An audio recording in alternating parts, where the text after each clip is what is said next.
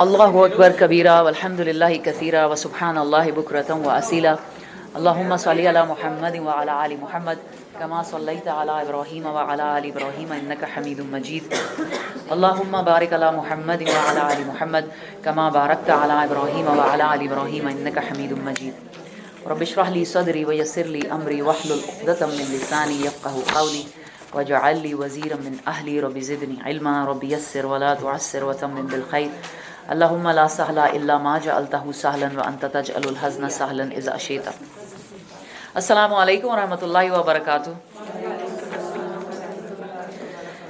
الحمدللہ آج ہم نے سورہ الجمعہ شروع کرنی ہے اور شروع کرتے ہیں۔ بسم اللہ الرحمن الرحیم۔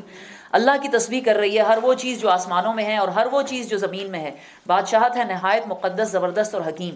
وہی ہے جس نے امیوں کے اندر ایک رسول خود انہی میں سے اٹھایا جو انہیں اس کی آیات سناتا ہے، ان کی زندگی سنوارتا ہے اور ان کو کتاب اور حکمت کی تعلیم دیتا ہے۔ یہ ہے رسول اللہ صلی اللہ علیہ وسلم کی بعثت کا مقصد۔ چار باتیں کہ کیا رسول اللہ صلی اللہ علیہ وسلم کی بعثت کا مقصد کیا تھا؟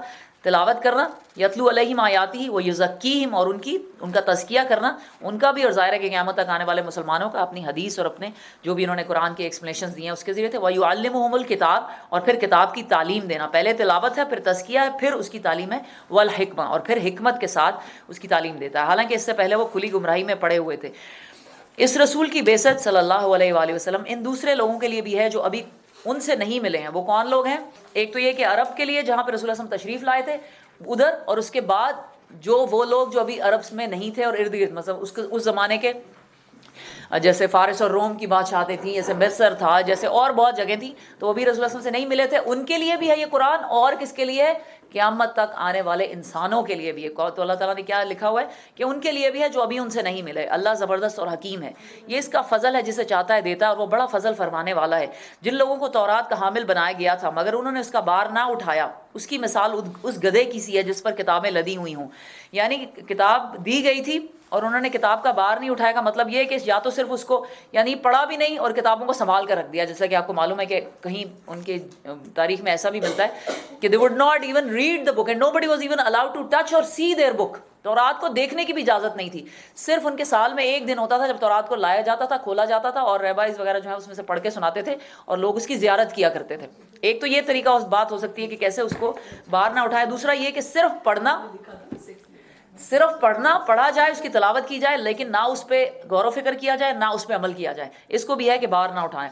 تو اس کی مثال اس گدھے جیسی ہے کہ جس پر کتابیں لدی ہوئی ہیں، اور اس سے بھی بری مثال ہے ان لوگوں کی جنہوں نے اللہ کی آیات کو جھٹلا دیا۔ یعنی آپ گدھا پھر بھی بہتر ہے، وہ گدھا پھر بھی بہتر ہے جس کے اوپر کتابیں لدی ہوں، اور سوچیں اس کے اوپر علم کا خزانہ لدا ہو، اس کے اوپر پورے پی ایچ ڈی کا سلیبس پڑا ہوا ہو، اور اسے کچھ پتہ نہیں ہے کہ میرے اوپر پڑا ہوا ہے، and he just walks around.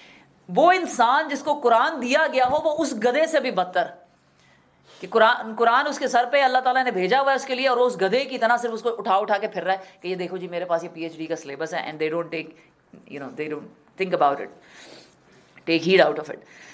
اللہ ایسے ظالموں کو ہدایت نہیں دیا کرتا۔ ان سے کہو اے لوگوں جو یہودی بن گئے ہو، اگر تمہیں یہ گھمنڈ ہے کہ باقی سب لوگوں کو چھوڑ کر بس تم ہی اللہ کے چہیتے ہو تو موت کی تمنا کرو، اگر تم اپنے ذوم میں سچے ہو، لیکن یہ ہرگز اس کی تمنا نہ کریں گے اپنے ان کرتوتوں کی وجہ سے جو یہ کر چکے ہیں، اور اللہ ان ظالموں کو خوب جانتا ہے۔ ان سے کہو جس موت سے تم بھاگتے ہو وہ تو تمہیں آ کر رہے گی، پھر تم اس کے سامنے پیش کیے جاؤ گے، جو پوشیدہ اور ظاہر کا جاننے والا ہے، اور وہ تمہیں بتا دے گا کہ تم کیا کچھ کرتے رہے ہو۔ اے لوگوں جو ایمان لائے ہو، جب پکارا جائے نماز کے لیے جمعے کے دن تو اللہ کے ذکر کی طرف دوڑو۔ اب یہ جمعے کے دن کی سب سے پہلی کیا حکم آیا ہے کہ جب جمعے کا وقت ہو جائے تو جمعے کی نماز کے لیے انسان کو جو ہے وہ کوشش شروع کر دینی چاہیے۔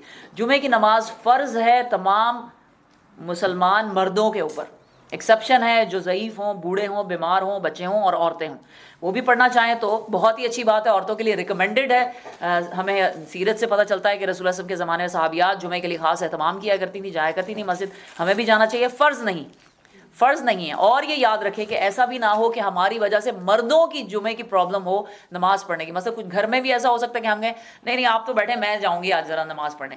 دس از ناٹ فیئر۔ اگر آپ اپنے شوہر کی خاطر قربانی دیں اور نماز نہ پڑھیں تو یہ آپ کے لیے افضل ہے۔ دوسری بات یہ کہ یہ بھی کوشش کرنی چاہیے کہ جیسے پارکنگ وغیرہ پہ عورتیں ساری جگہ مل لیں اور مرد بیچارے واپس جانا شروع ہو جائیں، دس از آلسو ناٹ فیئر۔ سبحان اللہ۔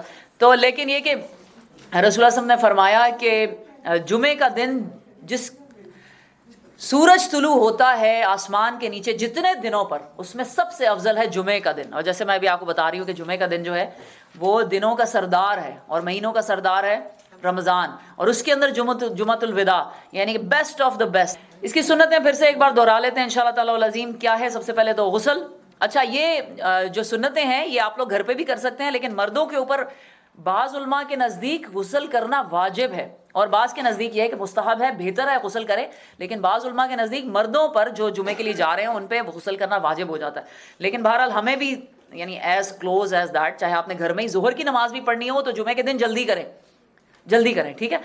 تو سنتیں کیا ہیں؟ غسل کریں نمبر 1. نمبر 2، صاف ستھرے کپڑے پہنیں. اگر نئے کپڑے آپ کے پاس ہیں، خاص طور پہ نئے کپڑے بنانے کی ضرورت نہیں، فضول خرچی کی بجائے یہ کہ ثواب کی بجائے آپ کو گناہ ملنا شروع ہو جائے. لیکن اچھے صاف ستھرے کپڑے پہنیں، نئے کپڑے پہنیں، عطر لگائیں، اس کے بعد مسواک کریں، اس کے بعد ناخن کاٹیں، سرما لگائیں، درود شریف زیادہ سے زیادہ پڑھیں، سورۃ کہف پڑھیں. اور بے شمار جمعے کی حدیثیں ہیں، سبحان اللہ. ایک پورا کتاب الجمعہ ہے حدیثوں کی کتابوں کے اندر، جس کے اندر بے شمار حدیثیں ہیں کہ پیدل جانے والا افضل ہے، جمعے کے دن نور ہوتا ہے انسان کے لیے، بہت کچھ ہے سبحان اللہ. لیکن کٹنگ شارٹ ٹو دیٹ، جو کچھ امپورٹنٹ باتیں ہیں وہ یہ کہ ہمیں معلوم نہیں ہے کچھ باتوں کے بارے میں. الحمدللہ ہم جب جمعے کی نماز پڑھنے جاتے ہیں تو ایک تو یہ کہ بھاگنا نہیں چاہیے جتنی مرضی دیر ہو جائے. اور یہ رسول اللہ نے کہا ہے کہ بھاگ کے نہ جاؤ، تو ہمیں حدیث سے پتہ چلتا ہے کہ تیزی کر کے مت جاؤ، کہ مطلب اس میں بھی بہت ساری ریزن ہے کہ آپ پینک نہ کریں یا دوسروں کے لیے نہ کریں.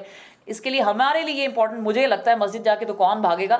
ہم جو تیز ڈرائیونگ کرتے ہیں جمعے والے دن، we should not be doing it. جمعے کا دن ہے یعنی بی مور، کیا اسے کہیں گے، کہ بالکل کام، بی مور کام. اگر پہنچیں گے نہیں پہنچیں گے اللہ کی مرضی ہے کہ آپ نے کس وقت پہنچنا ہے، لیکن زیادہ تیز ڈرائیونگ کر کے اور اوور سپیڈنگ کر کے، بس یہی بات ہے نا کہ ہماری، کسی نے کتنا اچھا لکھا تھا کہ ہم لوگ جو نیکیاں کرتے ہیں نا وہ ایک چھلنی میں کرتے ہیں، نیکی کرنے سے زیادہ گناہ کھٹ لیتے ہیں. آپ جا رہی ہیں جمعہ پڑھنے کے لیے، لیکن راستے میں آپ نے کتنے لوگوں کو کٹ کرائی، کتنے اشارے کاٹے، کتنے سٹاپ سائنس پہ نہیں رکے، کیا کچھ ہوا، گناہ زیادہ کھٹ لیے. تو جلدی نکلیں، ٹائم پہ نکلیں. نہیں کوئی مسئلہ ہوتا ہے تو انشاءاللہ اللہ پہ چھوڑیں کہ ٹھیک ہے آپ پہنچ جائیں گے انشاءاللہ. اور مسجد جا کے جو ہے وہ بھی بہت ہی کام اور بالکل اچھے پولائٹ مینر میں جا کے اپنی جگہ بنا کے بیٹھیں. مسجد میں جا کے باتیں نہ کریں. جمعے کا دن ہے، زیادہ سے زیادہ اللہ کا ذکر کریں. اس کے بعد یہ کہ جب ایک بار خطبہ شروع ہو جائے تو پھر تو کوئی بات نہیں کرنی. یہاں تک کہ حدیث میں آتا ہے کہ رسول اللہ صلی اللہ علیہ وسلم نے فرمایا، دیٹ از ویری امپورٹنٹ حدیث، اور یہ جسے کہتے ہیں نا کہ 100 باتوں کی ایک بات ہے، کہ جب خطبہ ہو رہا ہو تو کوئی کسی کو یہ بھی اگر کہہ دے نا کہ چپ ہو جاؤ، تو اس نے بھی لغو کام کیا. آپ سوچیں ذرا کہ کوئی بول رہا ہے نا، آپ کو سمجھ میں نہیں آ رہی خطبے کا، تو آپ سے کہنا چپ ہو جاؤ ذرا بہن، ذرا چپ ہو جائے، جمعہ ہو رہا ہے. یا بچے کو کہہ دے بیٹھ جاؤ، اس نے بھی لغو کام کیا. یعنی جب جمعے کا خطبہ ہو تو ایسے اپنے آپ کو الوف کر لیں. آپ کو پتہ ہے جمعے کا خطبہ از اے پارٹ آف صلاح. صرف یہ کہ آپ کو ہلنے جلنے کی پرمیشن ہے، آپ ہل جل سکتے ہیں، لیکن فوکس اور خاموشی بالکل اسی طرح ہونی چاہیے آپ کو. بلکہ ہم نے تو کس طرح سیکھا تھا کہ جمعے کا خطبہ ہو رہا تھا تو میں مسجد میں انٹر ہوئی، میری ٹیچر تھی، میں نے ان کو جا کے سلام کیا تو انہوں نے منہ دوسری طرف کر لیا. And I was like سبحان اللہ، پہلی دفعہ ایسا ہوا ہے آپ سلام کا جواب بھی نہیں دیں کسی کو، اتنا الوف ہوں. اس کے بعد بیٹھنے کے بھی انداز ہیں، طریقے. یوں گھٹنے پکڑ کے جو لوگ یوں فولڈ کر کے بیٹھ جاتے ہیں، دیٹ از ناٹ الاؤڈ. حدیث میں آتا ہے کہ اس طرح بیٹھنا منع. کچھ لوگ اس کو مکروہ سمجھتے ہیں، کچھ لوگ تو اس کو بہت ہی یعنی اس سے بھی برا سمجھتے ہیں. تشبیک کرنا منع، تشبیک کر کے نہیں بیٹھ سکتے. جو انگلیوں میں انگلیاں ڈالنا ہے اس طرح نہیں آپ کر سکتے. آپ بہتر ہے کہ آپ اس طرح ہاتھ رکھیں یا جس طرح بھی ہاتھ رکھیں، یوں نہیں بیٹھ سکتے. نہیں، بیٹھنے کے بھی آداب ہیں جمعے کے لیے. اور اگر آپ کو اس کا بہت مسئلہ لگتا ہے تو نہ جائیں، سمپل ایز دیٹ. لیکن اگر جمعے کے لیے جا رہے ہیں آپ تو you have to follow the سنت. وہی بات ہے کہ ہم اگر ثواب سے زیادہ گناہ کھٹ کے آ رہے ہیں تو بہتر نہیں کہ ہم گھر میں ہی پڑھیں نماز انشاءاللہ تعالیٰ. اس کے بعد جمعے کے لیے جائیں تو بہتر ہے کہ سادے کپڑوں میں، زینت زیادہ نہ جائیں، کہ لے کر نہ جائیں. جب حضرت عائشہ کی وہ حدیث یقین کریں بڑا ہی اس پہ دل دکھتا ہے. حضرت عائشہ جو ہیں وہ معاویہ رضی اللہ عنہ کے زمانے میں انہوں نے کہا، یہ بات حضرت عائشہ نے کہی تھی. انہوں نے کہا تھا کہ آج جو مسلمان عورتوں کی حلیے ہیں نا، جب وہ مسجد میں آتی ہے، جو ان کا حال ہے مسجد آتے ہوئے، اگر رسول اللہ صلی اللہ علیہ وسلم دیکھتے تو تمہیں مسجد آنے سے منع کر دیتے. تو ہمیں بھی سوچنا چاہیے کہ کیا میرے نبی مجھے دیکھیں گے میں جس طرح مسجد جا رہی ہوں، مجھے منع تو نہیں کر دیں گے. آپ کے کپڑے اچھے ہونے چاہیے، کورڈ ہونے چاہیے. ویسے ہی مسلمان عورت کے جو ہیں وہ کپڑے اچھے طریقے سے کورڈ ہونے چاہیے، آپ کا فگر نظر نہیں آ رہا چاہیے، سی تھرو نہیں ہونے چاہیے، ٹائٹ نہیں ہونے چاہیے. لیکن جمعے والے دن خاص طور پہ مسجد کے لیے اس کے بعد خوشبو لگا کے نہ جائیں، ایسی خوشبو کہ جس کی خوشبو مردوں کو پہنچے آپ کی.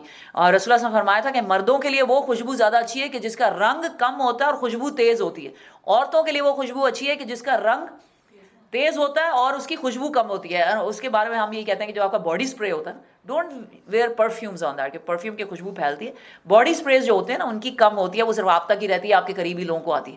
تو آپ وہ لگا سکتے ہیں انشاءاللہ. زیادہ یعنی جو لاؤڈ عطر ہوتا ہے وہ بھی نہیں لگانا چاہیے. بہرحال یہ تھوڑی سی باتیں ہیں جمعے کے لیے. آپ نے بیٹھنے کی بات جو بس کی، جی اس طرح سے بیٹھنا پھر صحیح ہے، بس جس طرح سے مرضی بیٹھیں. یہ گھٹنوں کو فولڈ کر کے آگے اس کو باندھنا منع ہے بس. تشہد پہ بیٹھتے ہوئے نماز اس طرح بیٹھ سکتے ہیں آپ، ایون ٹانگیں فولڈ کر کے جیسے بیٹھتے ہیں اس طرح بھی بیٹھ سکتے ہیں آپ، چوکڑی مار کے بھی بیٹھ سکتے ہیں، لیکن اس طرح بیٹھنا منع ہے کہ آپ کے پراپڈ اپ ہو knees and you know hold them like this. اس طرح منع ہے. جزاک اللہ خیر. اچھا جی، تو کیا ہے؟ تو خرید و فروخت چھوڑ دو، یہ تمہارے لیے زیادہ بہتر ہے اگر تم جانو. پھر جب نماز پوری ہو جائے تو زمین میں پھیل جاؤ اور اللہ کا فضل تلاش کرو اور اللہ کو کثرت سے یاد کرتے رہو، یا شاید کہ تمہیں فلاح نصیب ہو جائے. اور جب انہوں نے تجارت اور کھیل تماشا ہوتا دیکھا تو اس کی طرف لپک گئے اور تمہیں کھڑا چھوڑ دیا. یہ جو ہے رسول اللہ وسلم کے زمانے میں مدینے میں رسول اللہ علیہ وسلم جو ہیں وہ جمعے والے دن خطبہ دے رہے تھے، تو شام سے ایک قافلہ آیا وہ اور عین مسجد نبی کے باہر آ کے کھڑا ہو گیا. اور وہاں پہ قافلے جب آیا کرتے تھے تو وہ ظاہر ان کے پاس کوئی فیس بک اور واٹس ایپ میسیج نہیں تھے، نہ تو وہ بھیجا کرتے تھے کہ نئی جو ہے وہ ہمارے پاس کنسائنمنٹ آ گئی ہے تو آگے خریدیں. وہ شور مچاتے تھے، یعنی ڈھول باجے بجاتے تھے کہ نیا قافلہ آ گیا تو اس میں نیا سامان، تو ہر ایک کو یہ ہوتا تھا کہ ہم جا کے تجارت کریں، ہم جا کے خریدیں. تو مسجد پوری خالی ہو گئی تھی. کہا جاتا ہے کہ صرف 12 مرد اور 7 عورتیں جو تھی وہ مسجد میں رہ گئی تھی، باقی سب جو ہیں وہ لینے کے لیے چلے گئے تھے اپنی تجارت کو کرنے کے لیے. تو ظاہر ہے اس وقت انہیں یہ باتیں پتہ نہیں تھی. تو اللہ تعالیٰ معاف کرنے والے ہیں. ہمیں بھی جو باتیں پتہ نہیں ہم کرتے رہے ہیں، اللہ ہمیں اس پہ معاف کرے، لیکن بہرحال آئندہ سے سب کو جو ہے وہ خیال کر لینا چاہیے. ان سے کہو جو کچھ اللہ کے پاس ہے وہ کھیل تماشے اور تجارت سے بہتر ہے اور اللہ سب سے بہتر رزق دینے والا ہے. سورۃ المنافقون. بسم اللہ الرحمن الرحیم. اے نبی صلی اللہ علیہ وآلہ وسلم، جب یہ منافق تمہارے پاس آتے ہیں تو کہتے ہیں ہم گواہی دیتے ہیں کہ آپ یقیناً اللہ کے رسول ہیں صلی اللہ علیہ وآلہ وسلم. ہاں اللہ جانتا ہے کہ تم ضرور اللہ کے رسول ہو، مگر اللہ گواہی دیتا ہے کہ یہ منافق قطعی جھوٹے ہیں. بڑی مزے کی بات ہے کہ منافقوں نے آ کے کیا کہا؟ ہم گواہی دیتے ہیں آپ اللہ کے رسول ہیں، اور اللہ تعالیٰ کہہ رہے ہیں کہ منافق جھوٹے ہیں، لیکن اللہ گواہی دیتے ہیں کہ تم اللہ کے رسول ہو. یعنی جو یہ کہہ رہے ہیں اس کے اوپر اللہ گواہی دے رہا ہے، لیکن کیوں یہ جھوٹے ہیں؟ کیونکہ یہ دل میں اس کو جھوٹ ہی مانتے ہیں، اس کو مانتے ہی نہیں ہے. بڑی ڈیپ یہ سبحان اللہ آیتیں. انہوں نے اپنی قسموں کو ڈھال بنا رکھا ہے اور اس طرح یہ لوگ اللہ کے راستے سے خود رکتے اور دنیا کو روکتے ہیں. کیسی بری حرکتیں ہیں جو یہ لوگ کر رہے ہیں.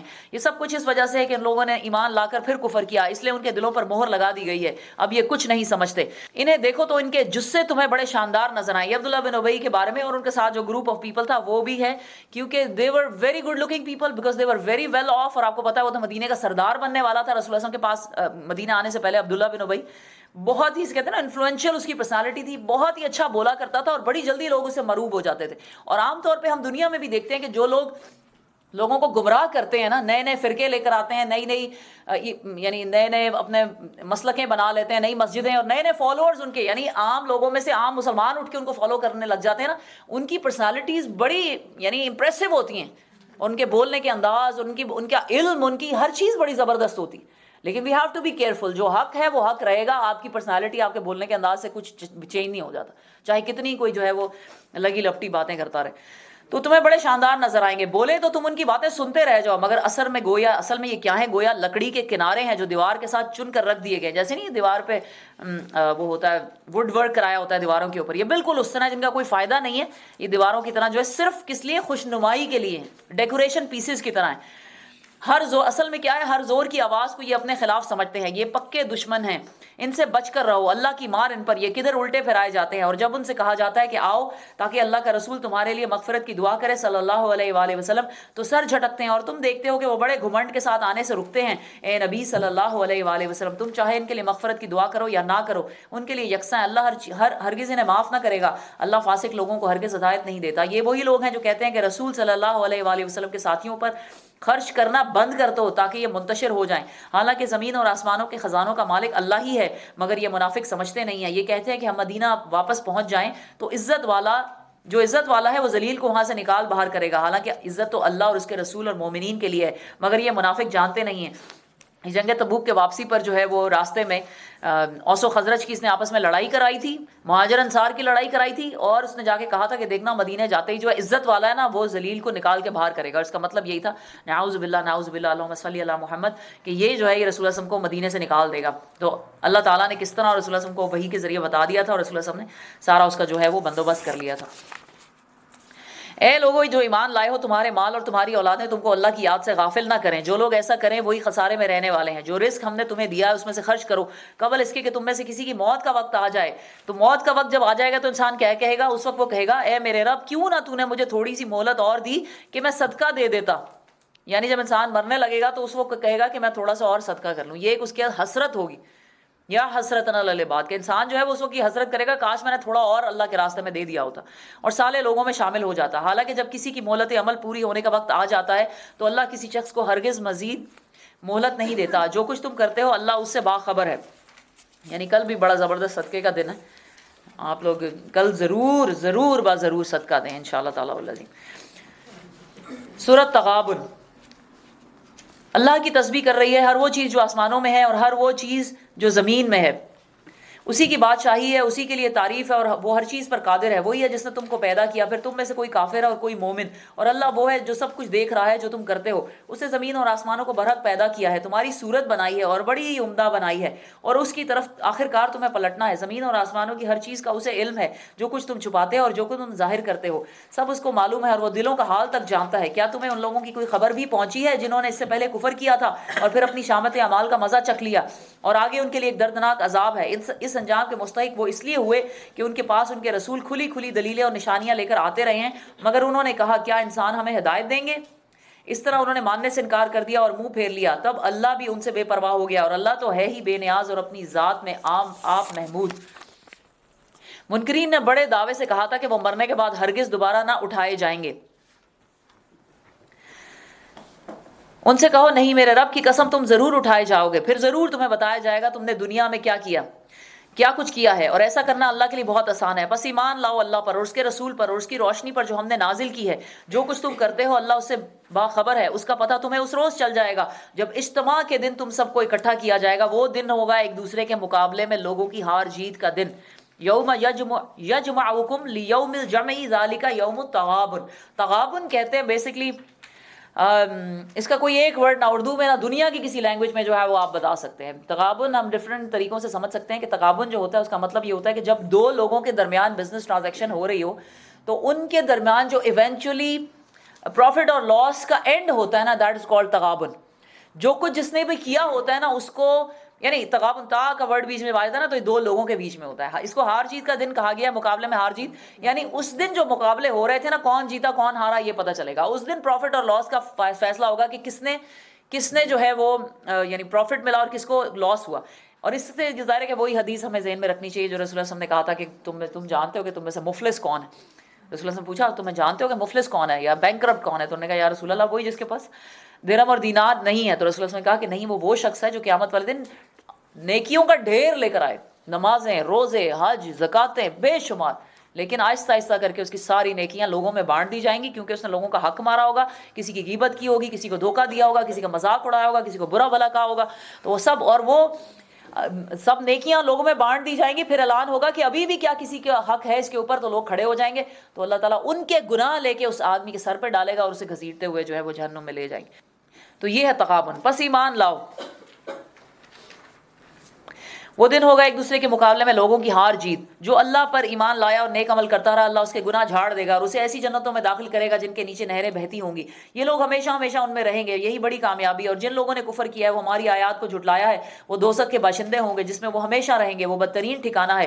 کوئی مصیبت کبھی نہیں آتی مگر اللہ کے اذن سے ہی آتی ہے۔ سبحان اللہ۔ ما اصاب من مصیبت الا باذن اللہ۔ کوئی مصیبت کبھی نہیں آتی مگر اللہ کے اذن سے آتی۔ جو اللہ سبحانہ تعالیٰ نے ہمارے لیے لکھ دیا ہے، if the nations get together to harm you they cannot until Allah subhanahu wa ta'ala wants it, and if the nations get together to benefit you they cannot until unless Allah subhanahu wa ta'ala has already written that for you۔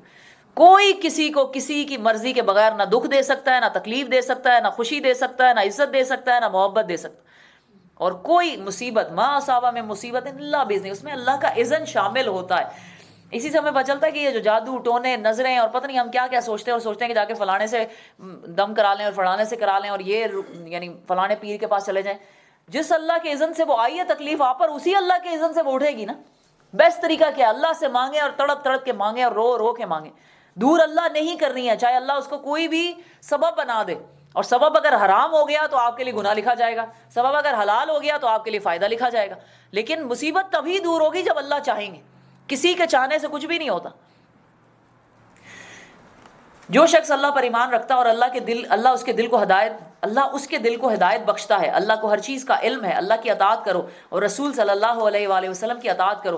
لیکن اگر تم اطاعت سے منہ موڑتے ہو تو ہمارے رسول صلی اللہ علیہ وآلہ وسلم پر صاف صاف حق پہنچا دینے کے سوا کوئی ذمہ داری نہیں ہے. اللہ وہ ہے جس کے سوا کوئی خدا نہیں ہے، لہٰذا ایمان لانے والوں کو اللہ ہی پر بھروسہ کرنا چاہیے. اے لوگوں جو ایمان لائے ہو، تمہاری بیویاں اور تمہاری اولادوں میں سے بعض تمہارے دشمن ہیں. اور ظاہر ہے کہ یہاں پہ جو زوج کا ورڈ یوز ہوا ہے، سبحان اللہ، اس کا مطلب ہے کہ مرد کے لیے عورت اور عورت کے لیے جو ہے من ازواجکم، دونوں کیا ہے تمہارے لیے تمہارے دشمن ہیں، ان میں سے ہوشیار رہو. اور اگر تم عفو و درگزر سے کام لو اور معاف کر دو تو اللہ غفور الرحیم ہے. اس کا مطلب یہ ہے کہ کس طرح دشمن ہیں، دو قسم کے اس میں میننگ ہو سکتے ہیں. ایک تو یہ کہ سچ مچ میں دشمن ہو، جیسے کہ حضرت لوط علیہ السلام کی بیوی ان کی دشمن تھی، ٹھیک ہے. اور جیسے کہ اور بہت سے انبیاء یا دین میں چلنے والے لوگ بھی ہیں، جب ان کی آپس میں نہیں بنتی ہے تو یا دین پہ نہ بھی چلنے والے، وہ واقعی ایک دوسرے کے ساتھ دشمنی نکالتے ہیں. اس طرح کا ان کا ایک سادہ طرز عمل ہوتا ہے جیسے واقعی ایک دوسرے کے دشمن، ٹھیک ہے. تو ایک تو وہ دشمنی ہو سکتی ہے. دوسری دشمن یہ ہو سکتا ہے کہ یہ لوگ، ان کو خود پتہ نہیں ہے کہ ہم سے کیا دشمنی کر رہے ہیں، یہ ہمیں کیسے اللہ کے راستے سے روکتے ہیں، ہمیں کیسے، یعنی ہمارے اپنے شوہر جو ہیں یا ہم اپنے شوہروں کے لیے یا ہمارے بچے جو ہیں وہ ہم کیسے ان کی وجہ سے دین سے دور ہو جاتے ہیں. اور کتنے نئے کام ہیں جو اپنی اولادوں اور اپنی شوہروں کی وجہ سے نہیں کرتے. تو یہ ان کا ساتھ مانگنا چاہیے، ان کی اللہ سبحانہ تعالیٰ سے دعا کرنی چاہیے کہ اللہ تعالیٰ میرے شوہر کو دین میں میرا ساتھی بنا دے، میری اولاد کو دین میں میرا ساتھی بنا دے. یہ دعا مانگنی چاہیے. اب جیسے نعیم صدیقی کی ایک بڑی پیاری اور بڑی لمبی ایک نظم ہے، وہ انہوں نے اپنی بیوی کے لیے لکھی ہوئی ہے. اے جان اگر تم ساتھ نہ دو تو تنہا مجھ سے کیا ہوگا. اتنی لمبی ہے اور اس میں انہوں نے یعنی اپنی بیوی کو اتنا کنونس کیا ہوا ہے کہ مطلب اکیلا میں کچھ بھی نہیں کر سکتا، میں بہت کچھ کرنا چاہتا ہوں لیکن اگر تم میرا ساتھ ہی نہیں دو گی تو میں کیسے کروں گا. اور ساتھ میں پھر یہ بھی کہا ہوا ہے کہ ہماری کتنی ضرورت ہے ہمارے دین کو، اور یہ وہ بڑی پیاری ہے سبحان اللہ. تمہارے مال اور تمہاری، اچھا کیا بعض تمہارے دشمن ہیں ان سے ہوشیار ہو. اور اگر تم عفو و درگزر سے کام لو اور معاف کر دو تو اللہ غفور الرحیم ہے. تمہارے مال اور تمہاری اولاد تو ایک آزمائش ہیں اور اللہ ہی ہے جس کے پاس بڑا اجر ہے. لہٰذا جہاں تک تمہارے بس میں ہو اللہ سے ڈرتے رہو اور سنو اور اطاعت کرو اور اپنے مال خرچ کرو، یہ تمہارے لیے ہی بہتر ہے. جو اپنے دل کی تنگی سے محفوظ رہ گئے بس وہی فلاح پانے والے ہیں. کل بھی یہی آیت آئی تھی سبحان اللہ، وَمَن يُوقَ شُحَّ نَفْسِهِ فَأُولَٰئِكَ هُمُ الْمُفْلِحُونَ. جو اپنے دل کی تنگی سے، دل کی تنگی پہ جو ہے وہ نفس جو ہے وہ آپ کو ابھارتا ہے کہ دل تنگ کر لو مثلا. اور اس میں دل کی تنگی وقت میں ہے کہ نہیں، اگر یعنی کیا ہوتا ہے نا، بہت ہی سمپل اگزامپل یہ ہے کہ سارے کے سارے کام ہمیں نماز کے وقت یاد آ جاتے ہیں اور یہ کر لوں پھر نماز پڑھوں، یہ کر لوں پھر نماز، دل تنگ ہو رہا ہے وقت کے. اس کے بعد نماز کے بعد نہ ہم ذکر اذکار کے لیے بیٹھتے ہیں نہ دعاؤں کے لیے بیٹھتے ہیں اور فوراً جناب نماز پڑھی نہیں اور لپیٹ کے جان باز ہو گئی. یہ کیا ہے؟ دل کی تنگی ہے. اسی طرح ہمیں نفس ہمیں روکتا ہے کہ مال نہ دو اللہ کے لیے، اپنے لیے بھی کچھ جمع کر کے رکھو، کل کیا ہوگا، یہ کیا کرو گی، وہ کیا کرو گی. ٹھیک ہے، رسول اللہ صلی اللہ علیہ وسلم نے یہ کہا کہ ایسا نہ کرو کہ سارا کا سارا ہی مال دے دو کہ تم خود ہاتھ ملتے، یعنی کسی اور سے مانگنے کی تمہیں ضرورت پڑ جائے. لیکن یہ جو ہمارے اتنے بڑے بڑے یعنی ہم نے بینک بیلنسز اور مینشنز بنا کے رکھے ہوئے اور سونے جمع کر کے رکھے ہوئے، یقین کریں یہ ہمارے کیا کام آنے. سوچتے ہیں تو صحیح ہماری باقی کتنی زندگی رہ گئی، باقی کتنی کو زندگی رہ گئی ہے. یہ اگر اللہ کے راستے میں خرچ کر دیں گے تو اللہ تعالیٰ آگے اور دے دے گا. تو یہ آپ کا نفس آپ کو تنگ کرتا ہے. اسی طرح یہ کہہ کے کہ میں جی قرآن کیسے پڑھوں، کیسے سیکھوں، میرا تو یہ بڑے کام ہے، میرے تو ابھی بچے جو ہے وہ چھوٹے ہیں، یا میں نے ابھی جاب کرنی ہے، یا میرے پاس ٹائم ہی نہیں ہے، اس ہر چیز میں. اور دوسرا اس کے بعد دین سے نکل کر آگے کیا ہے، لوگوں کے ساتھ ڈیلنگ میں، لوگوں کے ساتھ ڈیلنگ میں ذرا ذرا سی باتوں سے لوگوں نے کچھ کہہ دیا تو دل تنگ ہو جاتا ہے. دل آپ کا یعنی ہمارا دل جو ہے وہ بند ہونے لگتا ہے. اس کے علاوہ لوگوں کو معاف نہیں کیا جاتا، اس پہ بڑا دل تنگ ہوتا ہے. لوگوں کے ساتھ اچھی، کسی نے آپ کا ذرا بھی کوئی بات کہہ دی اس کے بعد اس کے ساتھ اچھا سلوک کرنے سے دل تنگ ہوتا ہے. یہ نیچرل چیزیں ہوتی ہیں انسان کی، اس کے اوپر اپنے آپ کو ملامت نہیں کرنی چاہیے، لیکن اس کو چینج کرنے کی مسلسل کوشش کرنی چاہیے اور اللہ سے دعا مانگنی چاہیے اور اعلیٰ اخلاق پہ اپنے آپ کو لے کے جانے کی کوشش کرنی چاہیے.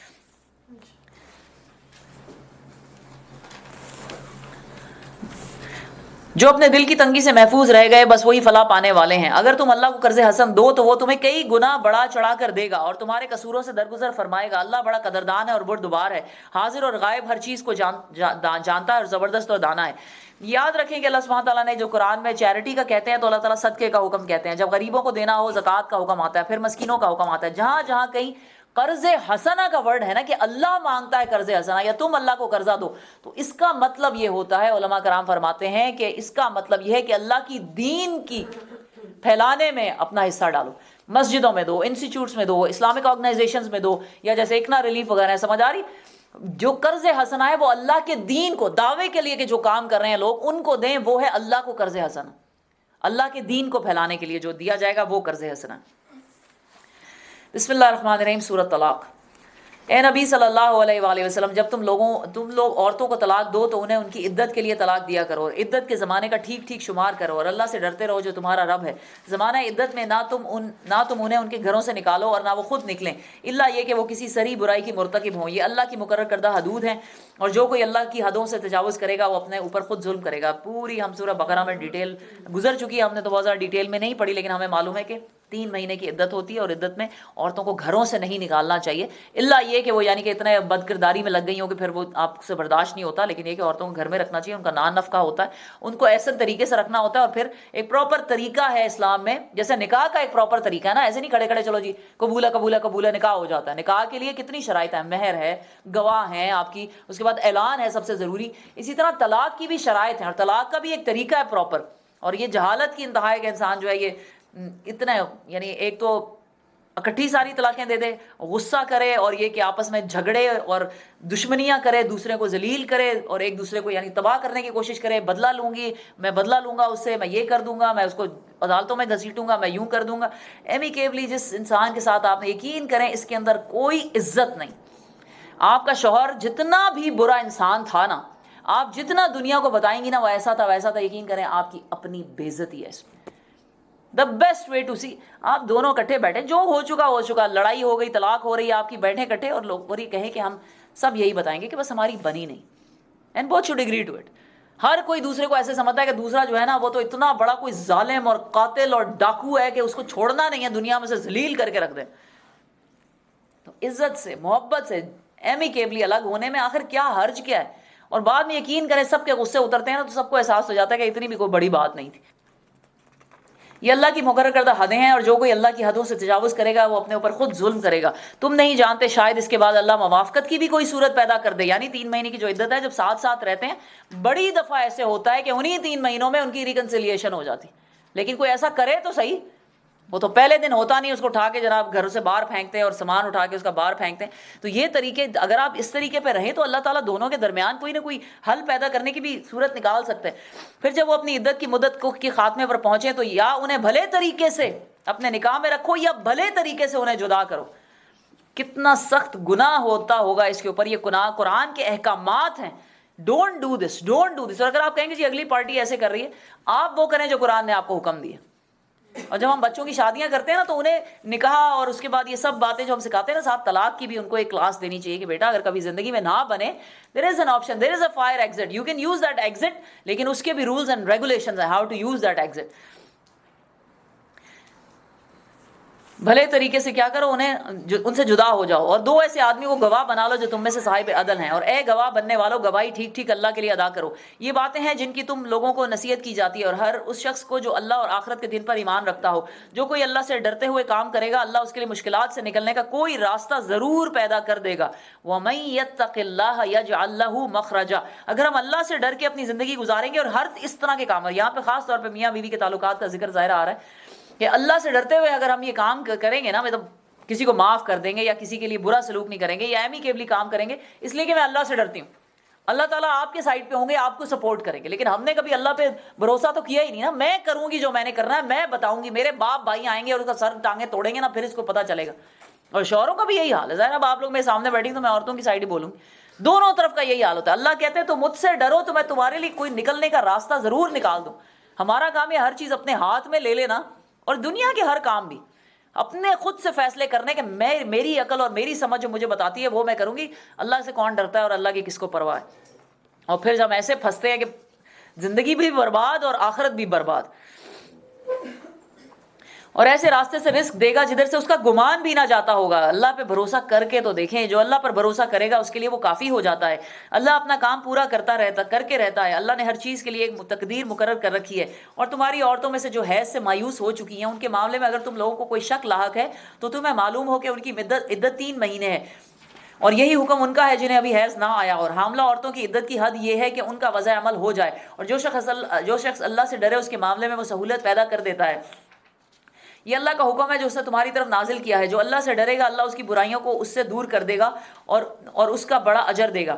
ان کو زمانہ عدت میں اسی جگہ رکھو جہاں تم رہتے ہو، جیسی کچھ بھی جگہ تمہیں میسر ہو، یعنی اسی حالات میں اسی طریقے اسی نان نفقے سے ان کو رکھو اور انہیں تنگ کرنے کے لیے ان کو نہ ستاؤ، اور اگر وہ حاملہ ہو تو ان پر اس وقت تک خرچ کرتے رہو جب تک ان کا وضع حمل نہ ہو جائے، پھر اگر وہ تمہارے بچے کو دودھ پلائیں تو ان کی اجرت بھی انہیں دو، اور بھلے طریقے سے اجرت کا معاملہ باہمی گفت و شنید سے طے کرو، لیکن اگر تم نے اجرت طے کرنے میں ایک دوسرے کو تنگ کیا تو بچے کو کوئی اور عورت دودھ پلا لے گی۔ خوشحال آدمی اپنی خوشحالی کے مطابق نفقہ دے، اور جس کو رزق کم دیا گیا ہو وہ اسی مال میں سے خرچ کرے جو اللہ نے اسے دیا ہے۔ اللہ نے جس کو جتنا کچھ دیا ہے اس سے زیادہ کا وہ اسے مکلف نہیں کرتا، بعید نہیں ہے کہ اللہ تنگ دستی کے بعد فراغ دستی بھی عطا فرما دے گا۔ ایسا کیوں نہیں ہوتا کہ جب طلاق ہو وہ ایسی ہو جیسے کہ یہاں پر جب ایکسیڈنٹس ہو جاتے ہیں تو کیسے ہوتا ہے، دونوں اپنی اپنی گاڑیوں سے نکلتے ہیں اور کہتے ہیں کہ جی یہ میری انشورنس نمبر ہے، یہ آپ کا انشورنس نمبر ہے، یہ میرا فون نمبر ہے، یہ آپ کا فون نمبر ہے، یہ میری گاڑی کا ہے اور یہ آپ کی گاڑی کا ہے، تو اب باقی جو ہے وہ سیٹلمنٹ انشاءاللہ تعالیٰ بعد میں ہی ہوگی۔ ایمیکیبلی دونوں ایک دوسرے سے چیزیں ڈسکس کرتے ہیں اور الگ ہو جاتے ہیں، اور جس کا قصور ہوتا ہے ہی پیز دا منی، وہ اپنا بھی اس کی انشورنس بھی پے کرتی ہے اور لگنے کی انشورنس بھی پے کرتی ہے، حالانکہ ٹکر ہونا اسپیشلی اس میں کسی ایک کی، کبھی کبھی دونوں کی بڑی ساری غلطی ہوتی، لیکن ایسا ہوتا ہے نا ایمیکیبلی الگ ہو جاتے ہیں۔ طلاق کیوں نہیں ایسے ہو سکتی؟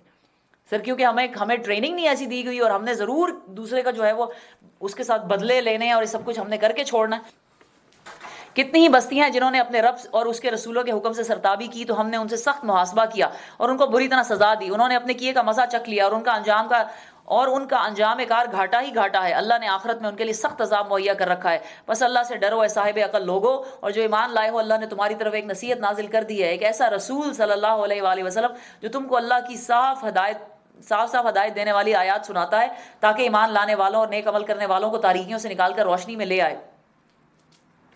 جو کوئی اللہ پر ایمان لائے اور نیک عمل کرے اللہ اسے ایسی جنتوں میں داخل کرے گا جن کے نیچے نہریں بہتی ہوں گی، یہ لوگ ان میں ہمیشہ ہمیشہ رہیں گے۔ اللہ نے ایسے شخص کے لیے بہترین رزق رکھا ہے۔ اللہ وہ ہے جس نے 7 آسمان بنائے اور زمین کی قسم بھی انہی کے مانند ہے، اور ان کے درمیان حکم نازل ہوتا رہتا ہے۔ یہ بات تمہیں اس لیے بتائی جا رہی ہے تاکہ تم جان لو کہ اللہ ہر چیز پر قدرت رکھتا ہے، یہ کہ اللہ کا علم ہر چیز پر محیط ہے۔ بسم اللہ الرحمن الرحیم، سورۃ تحریم۔ اے نبی صلی اللہ علیہ وآلہ وسلم، تم کیوں اس چیز کو حرام کرتے ہو جو اللہ نے تمہارے لیے حلال کر دی ہے؟ کیا اس لیے کہ تم اپنی بیویوں کی خوشی چاہتے ہو؟ یہ جناب اس کے بیک گراؤنڈ یہ ہے کہ رسول اللہ صلی اللہ علیہ وسلم کو جو ہے میٹھا بہت ان کو پسند تھا اور شہد کا انہیں کافی شوق تھا، تو ایک مرتبہ حضرت زینب رضی اللہ عنہا جو ہیں ان کے پاس کہیں سے شہد آیا، تو رسول اللہ صلی اللہ علیہ وسلم زیادہ دیر حضرت زینب کے پاس گزارنا شروع ہو گئے، ظاہر ہے کہ شہد کھایا کرتے تھے بیٹھ کے، تو باقی بیویوں کو یہ باتیں پسند نہیں آئیں، انہوں نے کہا کہ رسول اللہ صلی اللہ علیہ وسلم وہاں کیوں زیادہ ٹائم سپینڈ کرتے ہیں، تو انہوں نے مل کے یہ پلاننگ کی کہ ایسا کرتے ہیں کہ جب رسول اللہ صلی اللہ علیہ وسلم ہمارے پاس آئیں گے نا تو ہم کہیں گے کہ آپ کے منہ سے شہد کی جو ہے وہ اسمیل آ رہی ہے، اور رسول اللہ صلی اللہ علیہ وسلم جو ہیں وہ تو اتنے پاکیزہ تھے اور اتنے یعنی صاف ستھرے تھے کہ وہ برداشت نہیں کر سکتے تھے کہ ان سے کسی بھی چیز کی کوئی اسمیل آئے، تو جب ان کو یہ کہا گیا کہ آپ کے اندر سے جو ہے شہد اور مغافیر کی جو ہے وہ مکھی جس کا وہ شہد تھا اس کی اسمیل آ رہی ہے، تو رسول اللہ صلی اللہ علیہ وسلم نے قسم کھا لی کہ آج کے بعد میں شہد ہی نہیں کھاؤں گا۔ تب اللہ تعالیٰ نے یہ جو ہیں یہ آیتیں نازل کی، اور ہمیں اس سے یہ بھی پتہ چلتا ہے کہ اللہ تعالیٰ جب انسان کسی بات پہ قسم کھا لے تو اس کا کفارہ ادا کر کے جو ہے وہ قسم جو ہے وہ توڑ دینی چاہیے، ایسی کسی بات پر قسم جو ہے وہ نہیں رکھنی چاہیے کہ اب تو میں نے قسم کھا لیا تو اب میں یہ کر ہی نہیں سکتی، نہیں، آپ کفارہ ادا کریں اور پھر اس کے بعد آپ جو ہے وہ قسم توڑ سکتے ہیں۔ اللہ معاف کرنے والا اور رحم فرمانے والا ہے۔ اللہ نے تم لوگوں کے لیے اپنی قسموں کی پابندی سے نکلنے کا طریقہ مقرر کر دیا ہے۔ اللہ تمہارا مولا ہے اور وہی علیم و حکیم ہے۔ اور یہ معاملہ بھی قابل توجہ ہے کہ نبی صلی اللہ علیہ وسلم کی ایک بات اپنی ایک بیوی سے راز میں کہی تھی، پھر جب اس بیوی نے کسی اور پر وہ راز ظاہر کر دیا۔ اب وہ کیا بات تھی ہمیں خود نہیں پتا، وہ راز اللہ نے بھی رکھا، رسول اللہ صلی اللہ علیہ وسلم نے بھی رکھا اور فاش کیا تھا ان کی بیویوں نے، جس کے اوپر اتنی سخت پکڑ آئی۔ ہم اس راز کی ٹو میں نہیں جاتے کہ وہ راز کیا تھا، وہ بیویاں کون تھیں اور وہ بات کیا تھی، لیکن اس میں جو لیسن لینے والی بات ہے کہ ہوا یہ تھا کہ رسول اللہ صلی اللہ علیہ وسلم نے اپنی ایک بیوی کو کوئی ایک بات راز کی بتائی، اس نے جا کے جس سے اس کی سب سے زیادہ دوستی تھی نا اپنی کووائز میں سے، اس کو جا کے وہ بات بتا دی۔ اب اللہ نے رسول اللہ صلی اللہ علیہ وسلم کو وحی کر کے بتا دیا کہ وہ بات جو ہے وہ دوسری کو پتہ چل گئی، تو اس نے آگے جب پہلی سے پوچھا، رسول اللہ صلی اللہ علیہ وسلم نے آ کر صلی اللہ علیہ وآلہ وسلم نے آ کر جب پہلی بیوی سے پوچھا کہ تم نے وہ بات اس کو بتائی ہے، تو اس نے آگے سے پوچھا کہ آپ کو کس نے بتائی نا یہ بات کہ میں نے اس کو بتا دیا۔ ان کو لگا کہ شاید اسی نے جو ہے اے نے یعنی بی کو بتائی تھی نا، تو انہوں نے سمجھا کہ شاید بی نے جو ہے وہ رسول اللہ صلی اللہ علیہ وسلم کو بتا دی۔ تو آگے رسول اللہ صلی اللہ علیہ وسلم کا جواب بڑا مزے کا، نبی نے ایک بات اپنی ایک بیوی سے راز میں کہی تھی، پھر جب اس بیوی نے کسی اور پر وہ راز ظاہر کر دیا تو اللہ نے نبی صلی اللہ علیہ وآلہ وسلم کو اس افشائے راز کی اطلاع دے دی، تو نبی صلی اللہ علیہ وسلم نے اس پر کسی حد تک اس بیوی کو خبردار کیا اور کسی حد تک اسے درگزر کیا۔ پھر جب نبی صلی اللہ علیہ وسلم نے اسے افشائے راز کی یہ بات بتائی تو اس بیوی نے پوچھا کہ آپ کو یہ خبر کس نے دی ہے؟ رسول اللہ صلی اللہ علیہ وسلم نے کہا مجھے اس نے خبر دی ہے جو سب کچھ جانتا ہے اور خوب باخبر ہے۔ اب اللہ تعالیٰ ان دونوں بیویوں کے بارے میں کہہ رہے ہیں کہ اگر تم دونوں اللہ سے توبہ کرتی ہو تو یہ تمہارے لیے بہتر ہے، کیونکہ تمہارے دل سیدھی راہ سے ہٹ گئے ہیں، اور اگر نبی صلی اللہ علیہ وسلم کے مقابلے میں تم نے جتھا بندی کی تو جان رکھو کہ اللہ اس کا مولا ہے، اور اس کے بعد جبریل علیہ السلام اور تمام صالح اہل ایمان اور سب ملائکہ اس کے ساتھی اور مددگار ہیں۔ یہ بڑی سخت وعید تھی جو رسول اللہ صلی اللہ علیہ وسلم کی ان بیویوں کو دی جا رہی تھی، سبحان اللہ۔ لیکن اس کا مطلب یہ نہیں ہے کہ نعوذ باللہ وہ کوئی جو ہے وہ ایمان سے نکل گئی تھی، یا یہ کہ انہوں نے توبہ نہیں کی تھی۔ دونوں نے توبہ کی تھی، دونوں نے استغفار کیا تھا، اور اللہ تعالیٰ نے ان کو معاف کیا تھا۔ اللہ تعالیٰ کا یہ طریقہ ہے، یہ سختی والا جو طریقہ ہے نا، آپ یاد کریں کہ سورۃ احزاب میں ہم پڑھ چکے ہیں، اللہ سبحانہ تعالیٰ نے کیا کہا تھا، اے نبی کی بیویوں اگر تم میں سے کوئی کھلی گمراہی فوش حرکت کا ارادہ کرے گی تو ہم اسے دگنا گناہ دیں گے۔ ایسا تھا کہ نہیں؟ اسی طرح اللہ سبحانہ تعالیٰ رسول اللہ صلی اللہ علیہ وسلم کو بھی کہتے ہیں کہ اگر تم یہ قرآن اپنے ہاتھ سے گھڑ کے لے آتے تو ہم تمہارا ہاتھ ہی توڑ دیتے۔ تو اس کا مطلب یہ نہیں کہ نعوذ باللہ کوئی اللہ تعالیٰ ان سے کوئی مکمل طور پہ ناراض ہو گئے یہ، لیکن اللہ تعالیٰ کا یہ طریقہ ہے جسے میں آپ کو بار بار بتا رہی ہوں کہ کیا ہوتا ہے کہ اسی طرح جتنی بڑی رسپانسبلٹی اور اتھارٹی ہوتی ہے اتنی سخت آپ کے ساتھ جو ہے وہ آپ کی کوشچننگ ہوتی ہے، آپ کی رسپانسبلٹی ہوتی ہے، آپ کو اللہ سبحانہ تعالیٰ اسی طرح پوچھتے ہیں۔ تو یہی جو ہے یہ بات ان دونوں کے لیے اللہ تعالیٰ نے یوز کی ہے۔ تو کیا ہے کہ اس کے بعد یاد رکھو کہ اللہ اس کا مولا ہے، اور اس کے بعد جبریل علیہ السلام اور تمام صالح اہل ایمان اور سب ملائکہ بھی اس کے ساتھی اور مددگار ہیں۔ بعید نہیں کہ اگر نبی تم سب بیویوں کو طلاق دے دے تو اللہ اسے ایسی بیویاں تمہارے بدلے میں عطا فرما دے گا جو تم سے بہتر ہوں۔ سچی مسلمان وہ کون سی اچھی بیویاں جو بہتر ہوتی ہیں ہر بیویوں سے زیادہ، وہ کون سی ہوتی ہیں؟ مسلمات مؤمنات قانتات تائبات عابدات سائحات سیبات و ابکارا۔ وہ کون ہوتی ہیں؟ سچی مسلمان با ایمان عورتیں، اطاعت گزار عورتیں، توبہ گزار عورتیں، عبادت گزار عورتیں اور روزہ دار عورتیں، خواہ وہ شوہر دیدہ ہو یا باکرا۔ اے لوگو جو ایمان لائے ہو، بچاؤ اپنے آپ کو اور اپنے اہل و عیال کو اس آگ سے جس کا ایندھن انسان اور پتھر ہوں گے۔ آپ یہ اللہ سبحانہ تعالیٰ کی اس میں یعنی آپ حکمت چیک کریں، ٹون دیکھیں، اور نبی کی بیویوں سے یہ بات کی جا رہی ہے۔ تو وہ مسلمان جو یہ سوچتے ہیں، اسپیشل آپ کے لیے کہہ رہی ہوں کہ وہ جو سمجھتے ہیں کہ کوئی مسلمان جہنم میں نہیں جائے گا، تھنک اباؤٹ اٹ۔ اور اب جو آیت آ گئی، اے لوگوں جو ایمان لائے ہو اپنے آپ کو جہنم کی آگ سے بچاؤ۔ اگر مومنوں نے جانا ہی نہیں ہے جہنم میں تو پھر یہ آیت کیوں ہے؟ اگر ایمان لانے والے مسلمان کلمہ گو کبھی جہنم میں جائیں گے ہی نہیں تو پھر آیت کیوں لکھی ہوئی؟ دیٹ میک سینس کہ لکھی ہوئی ہے تو اس کا مطلب ہے کہ وہ بھی جہنم میں جا سکتے ہیں، لیکن آگے جو لکھا ہوا ہے نا، اس جہنم کا ایندھن کون ہوں گے؟ خود انسان اور پتھر ہوں گے۔ امیجن کریں کہ جس آگ کا ایندھن ہی ہم بننے والے ہیں، نعوذ باللہ، اللہم لا تجعلنا منہم، اللہم اجرنا من النار۔ تو انسان خود اس آگ کا ایندھن ہوں گے، اس کی سزا سوچیں۔ ایک ہوتا ہے نا آگ میں جلنا، ایک ہوتا ہے خود اس آگ کا ایندھن بننا، فیول آف دا فائر۔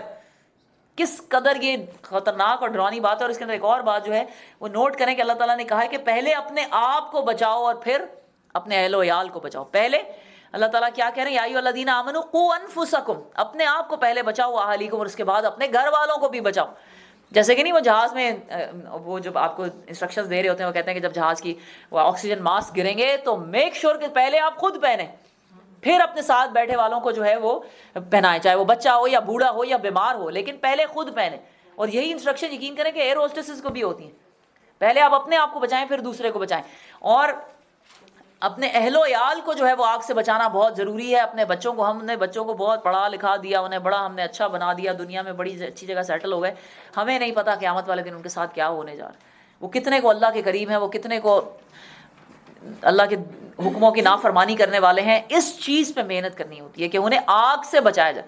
دنیا میں اگر آپ کا بچہ کچھ نہیں بن سکا، حالانکہ دس از ناٹ گڈ اور ناٹ فیئر، مسلمانوں کے بچے دنیا میں بھی سب سے آگے ہونے چاہیے، جس چیز کو وہ ہاتھ لگائیں۔ یعنی اگر وہ میڈیسن پڑھیں تو they have to be top of their medicine field, ان کو سرجن ہونا چاہیے، ان کو اسپیشلسٹ ہونا چاہیے، وہ انجینئرنگ میں جائیں، وہ آئی ٹی میں جائیں، جہاں بھی جائیں they have to be top of the field. لیکن اگر سوچیں ذرا کہ آپ کا بچہ دنیا میں کچھ بھی نہیں کر سکا، نکما رہ گیا، آپ ساری زندگی کہتے ہیں تو نکما ہی رہ گیا اور تیرا کچھ بھی نہیں بنا، یہ وہ وغیرہ وغیرہ، لیکن آخرت میں وہ جنت میں چلا جاتا، یہ فائدے کا سودا ہوا بجائے اس کے کہ آپ کا بچہ جو ہے دنیا میں پتہ نہیں کیا کیا بن گیا اور آخرت میں وہ آپ کی آنکھوں کے سامنے جہنم میں ڈالا گیا۔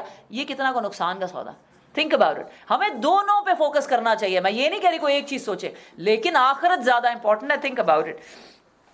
تو کیا ہے، اپنے آپ کو جہنم کے ایندھن سے بچاؤ جس پر نہایت تند خو اور سخت گیر فرشتے مقرر ہوں گے جو کبھی اللہ کے حکم کی نافرمانی نہیں کرتے اور جو حکم بھی انہیں دیا جاتا ہے اسے بجا لاتے ہیں۔ اس وقت کہا جائے گا کہ اے کافرو، آج معذرتیں پیش نہ کرو، تمہیں تو ویسا ہی بدلہ دیا جا رہا ہے جیسے تم عمل کر رہے تھے۔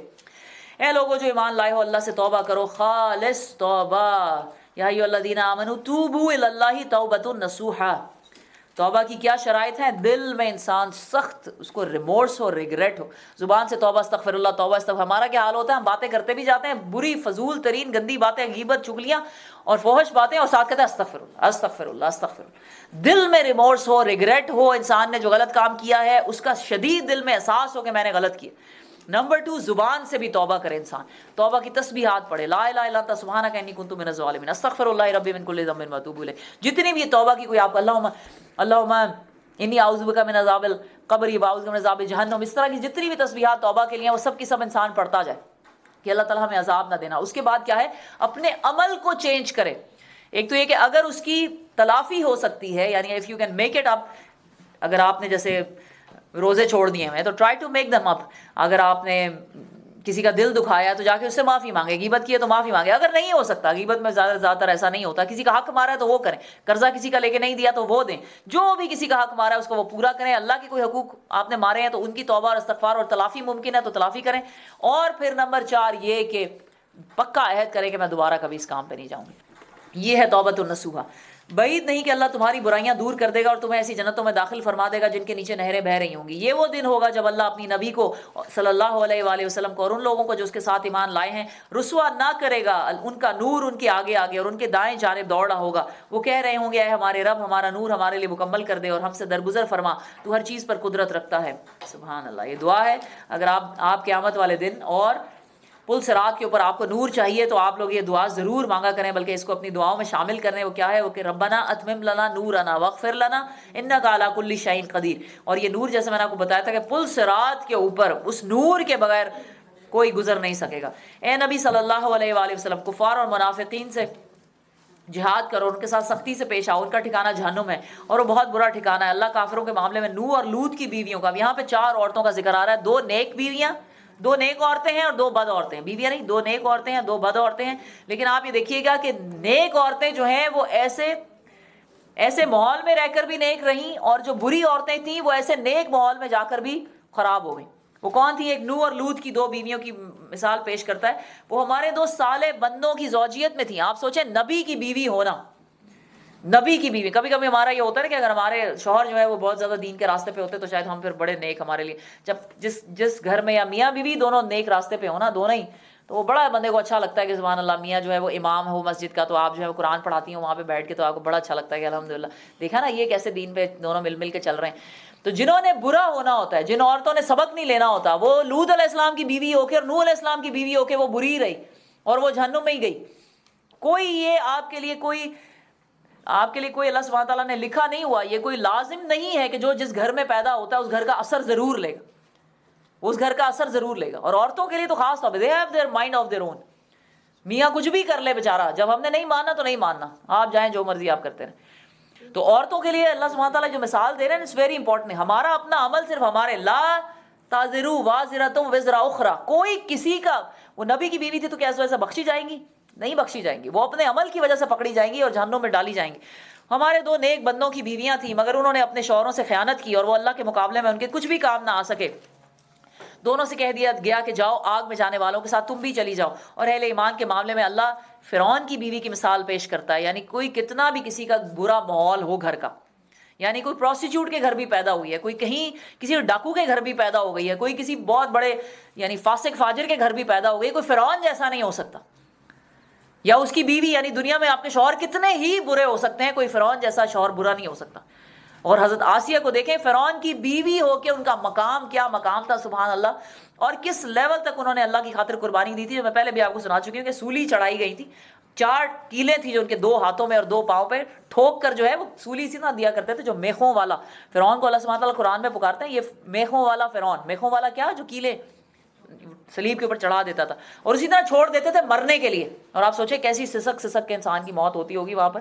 تو اس کے اوپر وہ جب وہ چھوڑ کر ان کو گئے تو مثال دیتے ہیں اللہ تعالیٰ، جب اس نے دعا کی اور جب وہ چلے گئے اس کو چھوڑ کر، ان کو لگا کہ بالکل اب مرنے والی ہے، تو اس وقت جبریل علیہ السلام جو ہے وہ ان کے پاس آئے، آسیہ علیہ السلام کے پاس، اور آ کے پوچھا کہ آپ کو کیا دعا چاہیے نا. اللہ تعالیٰ نے بھیجا ہے کہ آپ کی ساری قربانی اور محنت قبول ہوئی ہے تو آپ دعا مانگیں، آپ کی دعا قبول ہوئی ہے. تو انہوں نے پہلی دعا یہ نہیں کی کہ اللہ تعالیٰ مجھے اس مصیبت سے نجات دے دے، میں بہت تکلیف میں ہوں، میری تکلیف دور کر دے. مجھے فرعون کی تکلیف سے نجات دے دے، یا مجھے موت دے دے، یا مجھے عزت دے دے، یا مجھے ٹھیک کر دے، یا میں فرعون کو بدلہ لے سکوں، یا میں فرعون کی ایسی کی تیسی پھیر دوں. کوئی بھی دعا مانگ سکتی تھی، وہ قبول ہو جاتی. مقبول دعا کی آپشن ملی. ہمارے پاس تو اگر یہ دعائیں آئیں نا، کبھی ہمیں کسی نے تکلیف دی ہو، ہمارے پاس کہیں گے جی آپ کی دعا قبول ہو رہی ہے، تو ہم کہیں گے ہاں جس نے ایسا برا کیا نا اس کا ایسی تیسی ویسی کر دیں. حالانکہ انہوں نے کیا دعا مانگی، یقین کریں یقین نہیں آتا کہ سولی پہ چڑھی ہوئی ایک عام کمزور مجبور تشدد زدہ عورت یہ دعا مانگے گی، رب ابنی لی عندک بیتا فی الجنہ. اور جب ہم ایسی دعا مانگتے ہیں نا تو وہ قرآن میں آ جاتی ہے، وہ اللہ کے ہاں مقبول ہوتی ہے اور ایسے ہی اوپر اٹھتی ہے. اور اس میں کیا ہے، انہوں نے کہا اے اللہ بنا دے میرے لیے گھر، اور کہا عندک، اے اللہ اپنے پاس. ان کی محبت کی لیول دیکھیں، ان کی محبت کی آپ جو درجہ ہے وہ دیکھیں کہ انہوں نے یہ نہیں کہا اللہ تعالیٰ مجھے جنت میں سب سے اونچا گھر دے دے، انہوں نے کہا اللہ مجھے اپنے پاس گھر دے دے ایک، عندک بیتا فی الجنہ. یقین کرے سچ اے بیوٹیفل دعا، یہ ہر ایک کو مانگنی چاہیے، ہم سب کو سیکھنی چاہیے، ہمیں ہر وقت مانگنی چاہیے. اور پھر کیا اگلی دعا انہوں نے یہ کی، وَنَجِّنِی مِن فرعون، اور مجھے فرعون کے اس تکلیف اس تشدد سے جس میں میں ہوں مجھے نجات دے دے. اور پھر اللہ تعالیٰ نے ان کو اسی وقت جو ہے وہ موت دے دی تھی. مجھے فرعون کے اس عمل سے بچا لے، اے میرے رب میرے لیے اپنے ہاں جنت میں ایک گھر بنا دے، اور مجھے فرعون اور اس کے عمل سے بچا لے، اور ظالم قوم سے مجھ کو نجات دے. اور عمران کی بیٹی مریم علیہ السلام کی مثال دیتا ہے جس نے اپنی شرمگاہ کی حفاظت کی تھی، پھر ہم نے اس کے اندر اپنی طرف سے روح پھونک دی، اور اس نے اپنے رب کے ارشادات اور اس کی کتابوں کی تصدیق کی، اور اطاعت گزار لوگوں میں سے تھی، عورتوں میں سے تھی. رسول اللہ صلی اللہ علیہ وسلم نے فرمایا کہ دنیا میں 4 عورتیں جو ہیں وہ بہت اعلیٰ مقام پر پہنچی ہیں، ان میں سے ایک آسیہ، ایک مریم، ایک عائشہ اور ایک خدیجہ. ان 4 کا نام رسول اللہ صلی اللہ علیہ وسلم نے لیا تھا کہ جو بہت اونچے مقاموں پر پہنچی ہے. بسم اللہ الرحمن الرحیم.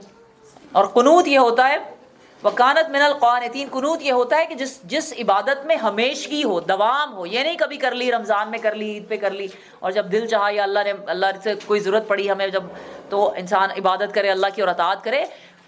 کنٹینیوس عبادت، دوام ہے اس کے اندر.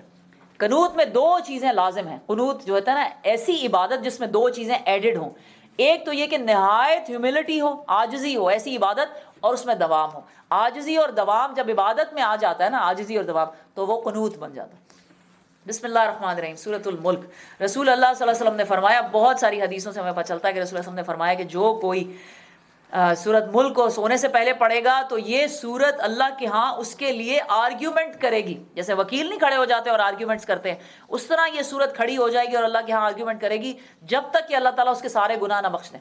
دوسری حدیث میں آتا ہے کہ جو بھی شخص اس کو سونے سے پہلے پڑھے گا اسے قبر کے عذاب سے بچا لیا جائے گا. تو بڑی امپورٹنٹ سورت ہے، ہم سب کو اس کو یاد کرنا چاہیے. اور سبحان اللہ، کسی نے مجھے بتایا تھا کہ ان کی جو امی ہیں ان کو سورۃ ملک وہ سونے سے پہلے پڑھتی ہیں ہر روز رات کو. تو ظاہر ہے کہ نیند کا غلبہ اتنا ہو جاتا ہے کہ وہ پڑھتے پڑھتے سو جاتی ہیں. تو جب بھی رات میں ان کی نیند کھلتی ہے تو وہ سورۃ ملک پڑھ رہی ہوتی ہیں. سوچیں ذرا، رات کو نیند کھلتی ہے تو کہیں سے سورۃ ملک پڑھ رہی ہوتی. How amazing is that. اللہ تعالیٰ ہمیں بھی ایسے ہی لوگوں میں کر دے، مطلب وہ اللہ کو جو پسند آ جائے. ہاؤ مطلب وٹ وڈ بی نو. تو بسم اللہ الرحمن الرحیم. نہایت بزرگ و برتر ہے وہ جس کے ہاتھ میں کائنات کی سلطنت ہے، اور ہر اس چیز پر قدرت رکھتا ہے جس نے موت اور زندگی کو ایجاد کیا تاکہ تم لوگوں کو آزما کر دیکھے تم میں سے کون بہتر عمل کرنے والا ہے. اور وہ زبردست بھی ہے اور درگزر فرمانے والا بھی ہے. جس نے طے بتائے 7 آسمان بنائے، تم رحمان کی تخلیق میں کسی قسم کی بے ربطگی نہ پاؤ گے. پھر پلٹ کر دیکھو کہیں تمہیں کوئی خلل نظر آتا ہے، بار بار نظر دوڑاؤ، تمہاری نگاہ تھک کر نامراد پلٹ آئے گی. ہم نے تمہارے قریب کے آسمان کو عظیم الشان چراغوں سے راستہ کیا ہے، انہیں شیاطین کو مارنے اور بھگانے کا ذریعہ بنایا ہے، اور ان شیطانوں کی بھڑکتی ہوئی آگ ہم نے مہیا کر رکھی ہے. اس میں ہمیں ستاروں کی جو تخلیق ہے اس کا مقصد پتہ چلتا ہے کہ ایک تو کیا ہے، آراستہ کیا ہے اسے، it is a decoration on the sky, کہ آپ دیکھیں رات کے وقت تو آپ کو خوبصورتی محسوس ہو. اور نمبر 2 شیطانوں کو مارنے کے لیے. اور نمبر 3 کیا ہے، گائیڈنس کے لیے. تیسری چیز ہے وہ ہمیں اور جگہ سے پتہ چلتی ہے قرآن میں کہ وہ کیا ہے، گائیڈ کرتے ہیں جو ستارے ہوتے ہیں لوگوں کو، جس کے لیے نارتھ اسٹار اور جس کے لیے کمپس اور جس کے لیے سب چیزیں بنی ہوئی ہیں. ان شیطانوں کے لیے بھڑکتی ہوئی آگ ہم نے مہیا کر رکھی ہے. جن لوگوں نے اپنے رب سے کفر کیا ان کے لیے جہنم کا عذاب ہے اور وہ بہت ہی برا ٹھکانہ ہے. جب وہ اس میں پھینکے جائیں گے تو اس کے دھاڑنے کی ہولناک آوازیں سنیں گے اور وہ جوش کھا رہی ہوگی، شدت غضب سے پھٹی جاتی ہوگی. استغفر اللہ استغفر اللہ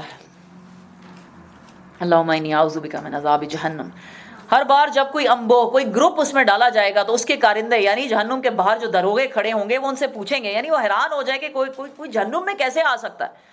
جبکہ اللہ تعالیٰ نے اس کو گائیڈنس دی, قرآن دیا, نبی بھیجے, اچھے لوگ بھیجے, قرآن کی محفلیں دی, اور بار بار سمجھانے والا نفس دیا جو ہر وقت روکتا تھا, فرشتے دیے جو نیک کام کی اس کو ترغیب دلایا کرتے تھے. تو کوئی how did they and up in جہنم, they would be surprised on that. تو وہ جواب کیا دیں گے کہ پہلے وہ پوچھیں گے کیا تمہارے پاس کوئی خبردار کرنے والا نہیں آیا؟ تو وہ جواب دیں گے کہ ہاں خبردار کرنے والا آیا تھا مگر ہم نے اسے جھٹلا دیا اور کہا اللہ نے کچھ بھی نازل نہیں کیا, تم بڑی گمراہی میں پڑے ہو. اور وہ کہیں گے کاش ہم نے سنا ہوتا تو ہم سمجھتے, تو آج اس بھڑکتی ہوئی آگ کے سزاواروں میں نہ شامل ہوتے. اس طرح وہ اپنے قصور کا خود اعتراف کر لیں گے. لعنت ہے ان دوزخیوں پر.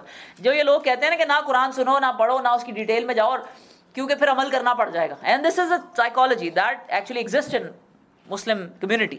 کچھ تو زبان سے بھی کہہ دیتے ہیں, اتنے وہ ماشاءاللہ بولڈ ہیں, نہیں جائیں گے تو عمل کرنا پڑ جائے گا. اور کچھ جو ہیں وہ یہ کہتے ہیں کہ زبان سے نہیں کہتے, لیکن انہوں دل میں ان کے یہی ہے کہ ہم گئے نا تو پتہ ہے ہمیں بہت کچھ کرنا پڑ جائے گا. دل میں ان کے یہی ہے, وہ بولتے نہیں ہیں لیکن وہ ایسی نہ وہ قرآن سنتے ہیں نہ قرآن سمجھنے کی کوشش کرتے ہیں تاکہ اس پہ عمل ہی نہ کرنا پڑے. اب یہاں یہ دیکھیں کہ انہوں نے کہا کوئی خبردار کرنے والا نہیں ہے, تو انہوں نے کہا کہ ہم نے سنا ہی نہیں نا, ہم نے سنا ہی نہیں.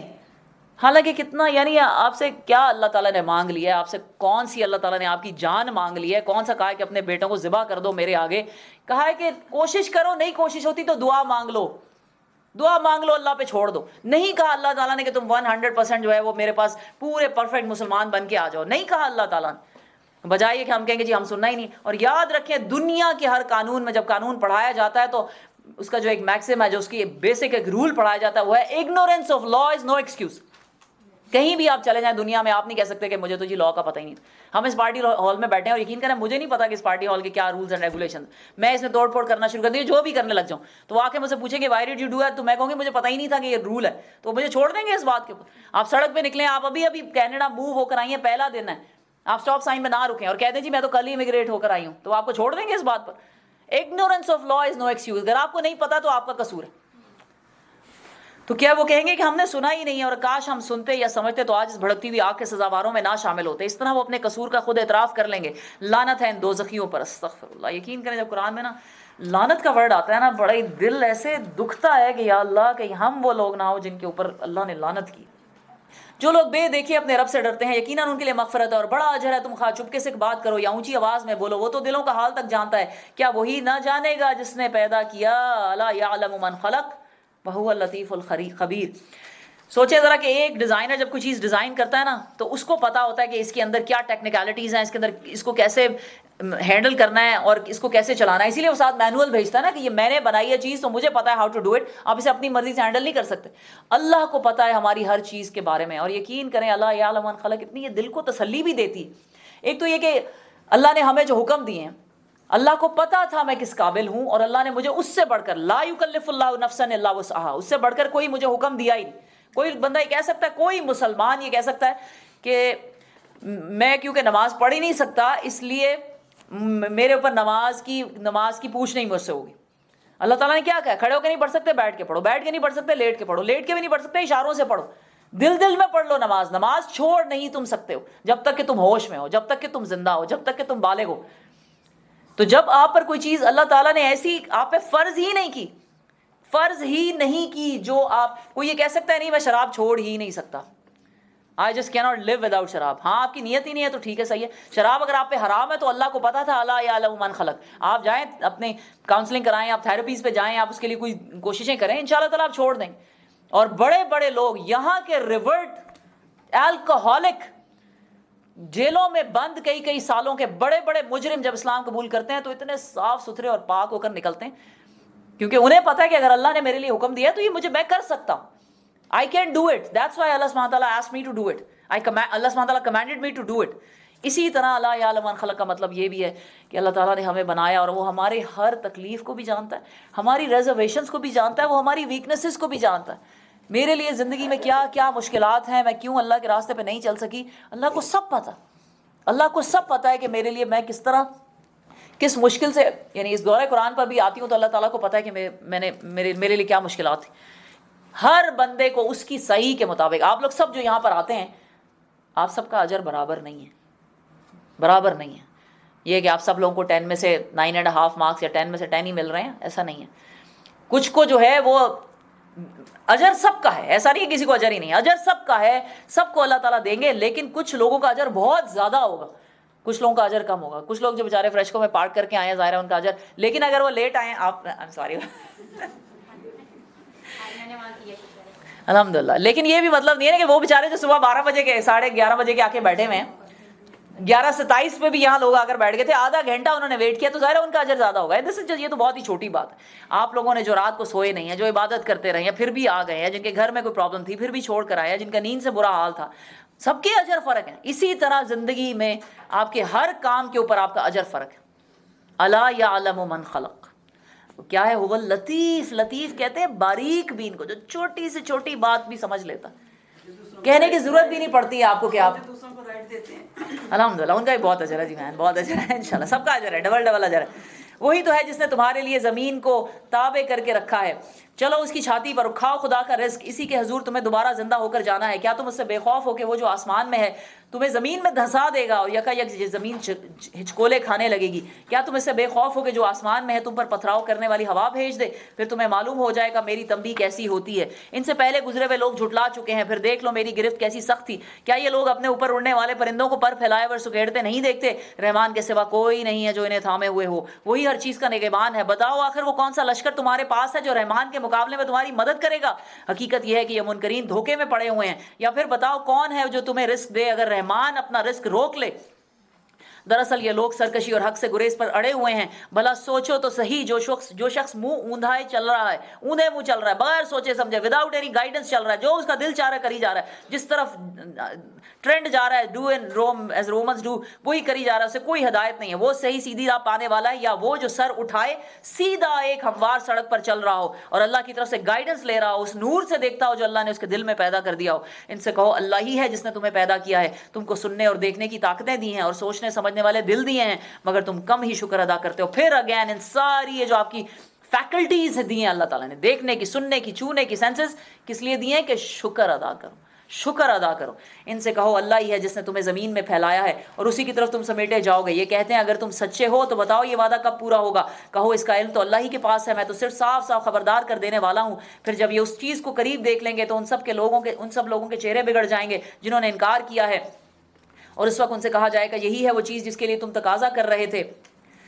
سبحان اللہ. ان سے کہو کبھی تم نے یہ بھی سوچا ہے کہ اللہ خواہ مجھے اور میرے ساتھیوں کو ہلاک کر دے یا ہم پر رحم کرے, کافروں کو دردناک عذاب سے کون بچائے گا؟ ان سے کہو وہ بڑا رحیم ہے, اسی پر ہم ایمان لائے ہیں اور اسی پر ہمارا بھروسہ ہے. ان قریب تمہیں معلوم ہو جائے گا کہ سری گمراہی میں پڑا ہوا کون ہے. ان سے کہو کبھی تم نے یہ بھی سوچا ہے کہ تمہارے کنوؤں کا پانی, سبحان اللہ, قل ارایتم ان اصبح ماؤکم, کنوؤں کا پانی کا مطلب یہ کہ انہوں نے کنواں ایکسٹرا بات کر دی ہے, جو زمین سے پانی ختم ہو جائے گا. اور آپ کو پتہ ہے زمین کے پانی جو ہے سطح زمین سے نیچے جا رہا ہے. پہلے کنواں کھودتے تھے تو تھوڑا ہی کھول لیتے تھے, پانی نکل آتا تھا, یا آپ گھر میں موٹر لگا لیتے تھے, یا آپ تھوڑی سی کچھ کام کر لیتے تھے, پانی نکل آتا تھا. اب پانی سطح زمین سے نیچے جا رہا ہے. اور امیجن کریں اگر یہ پانی زمین سے ختم ہو جائے تو اللہ تعالیٰ کہہ رہے ہیں کون ہے جو اس پانی کی بہتی ہوئی سوتیں تمہیں نکال کر لا دے گا.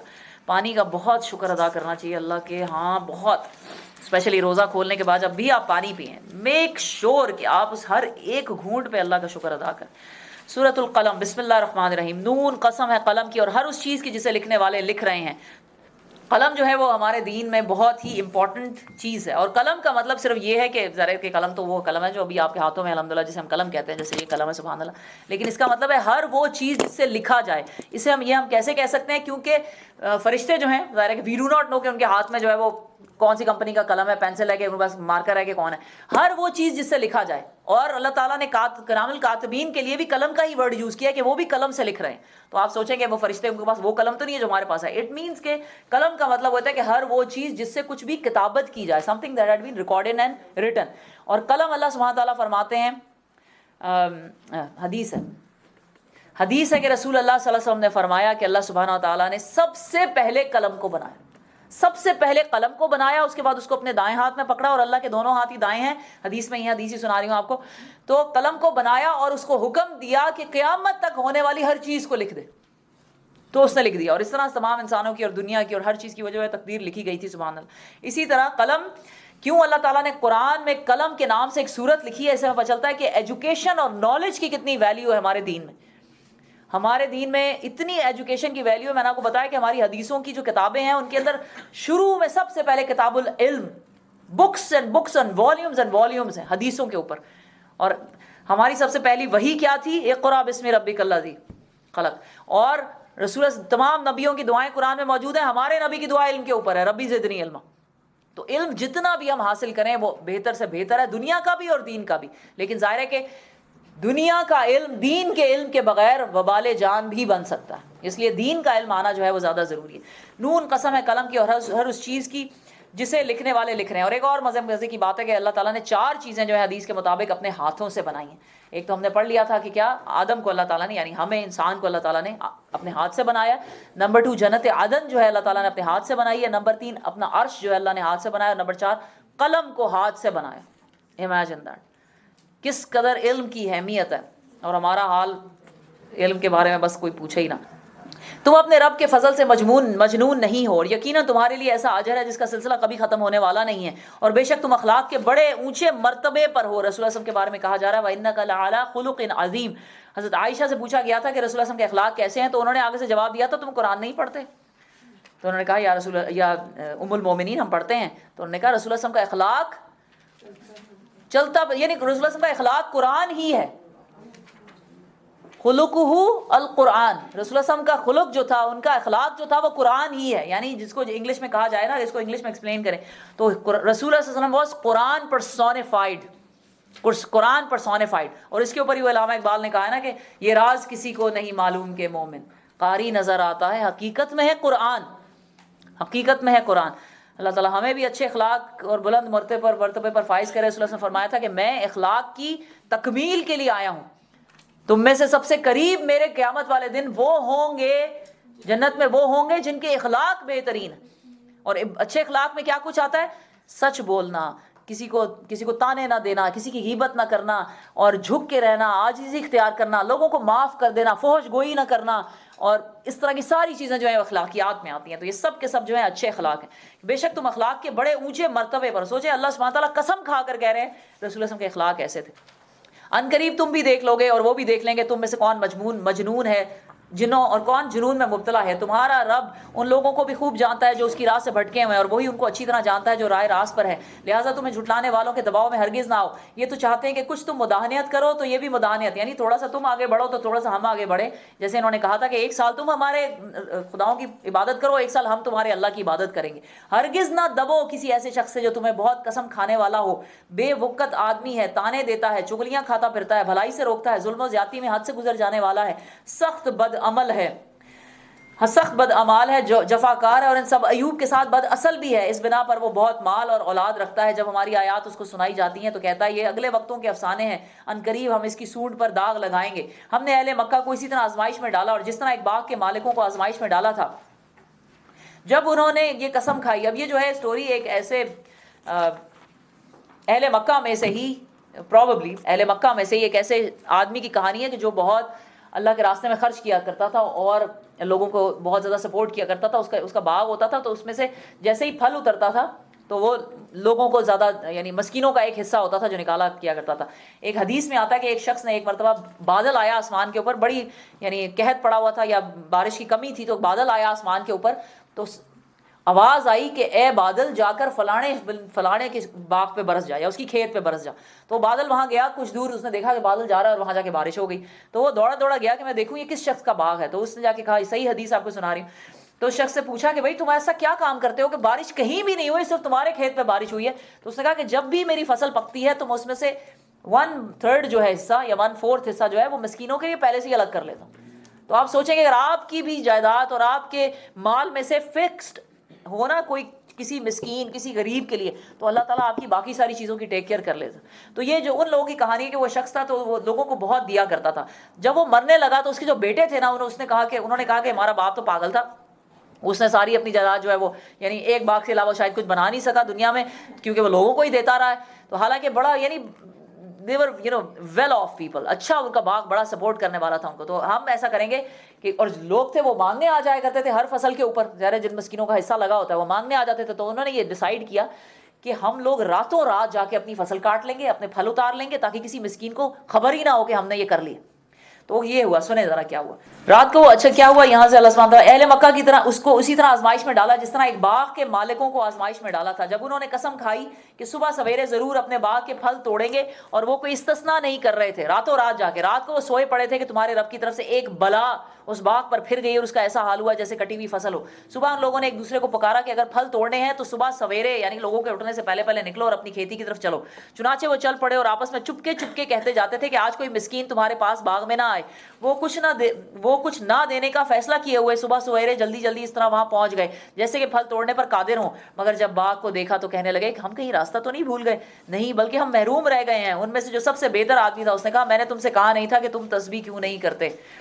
یعنی کہ اگر آپ غریبوں سے چھپا کے اپنا مال رکھنا چاہتے ہیں اور سنبھال کے کہ کسی کو دینا نہ پڑ جائے, تو آپ کے مال کا بھی ایسے ہی حشر ہو سکتا ہے. ہمارے مالوں کا یہی حشر ہو سکتا ہے اگر ہم لوگوں سے. رسول اللہ صلی اللہ علیہ وسلم نے کہا تھا یاد رکھو کہ تمہارے مال میں زکوٰۃ کے علاوہ بھی دوسروں کا حق ہے. یعنی ہمارے پاس اللہ نے دوسروں کا حق دے دیا ہوا ہے, وہ حق ان تک پہنچانا چاہیے. یہ نہیں کہ سارا کچھ جو ہے ہمیں ہماری اپنی محنت سے آئے تو ہمارا ہی ہے. وہ پکار اٹھے پاک ہے ہمارا رب, واقعی ہم گنہگار تھے. یہ جو حدیث ہے یہ رسول اللہ صلی اللہ علیہ وسلم یہ قرآن میں جو ہے یہ اللہ سبحانہ تعالیٰ سنا رہے ہیں اہل مکہ کو, پرانی گزری ہوئی قوموں میں سے. وہ پکار اٹھے پاک ہے ہمارا رب, واقعی ہم گنہگار تھے. پھر ان میں سے ہر ایک دوسرے کو ملامت کرنے لگا. آخر انہوں نے کہا, پھر ایونچولی کیا ہوا, انہوں نے توبہ کی. انہوں نے کہا افسوس ہے ہمارے حال پر, بے شک ہم سرکش ہو گئے تھے. بعید نہیں کہ ہمارا رب ہمیں بدلے میں اس سے بہتر باغ عطا فرمائے.